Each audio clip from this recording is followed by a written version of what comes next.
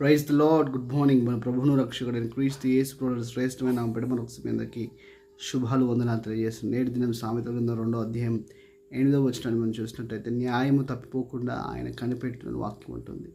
ఎవరాయన అంటే మన ప్రభువును రక్షకుడైన క్రీస్తు యేసు ప్రభువు వారు. బైబిల్లోంచి మనం ఒక ఉదాహరణ గమనించినట్టయితే, మరి అన్యాయస్తుడైనటువంటి న్యాయాధిపతి దగ్గరికి వెధవరాలైనటువంటి ఒక స్త్రీ మాటికి రావడం ద్వారా ఆమె జీవితంలో లేదా ఆమె కొరకు చేయవలసినటువంటి న్యాయమును అతడు జరిగించాడని వాక్యం చాలా స్పష్టంగా సెలవిస్తుంది.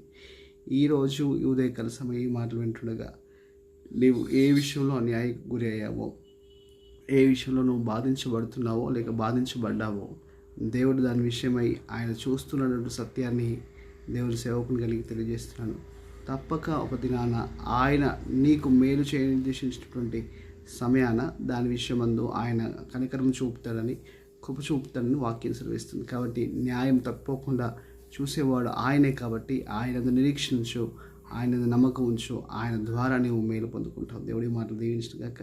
మీ ప్రేయర్ రిక్వెస్ట్ ఉన్నట్టయితే కామెంట్ బాక్స్ తెలియజేయండి. తప్పకుండా మీకు ప్రార్థన చేస్తాము. ఆమేన్.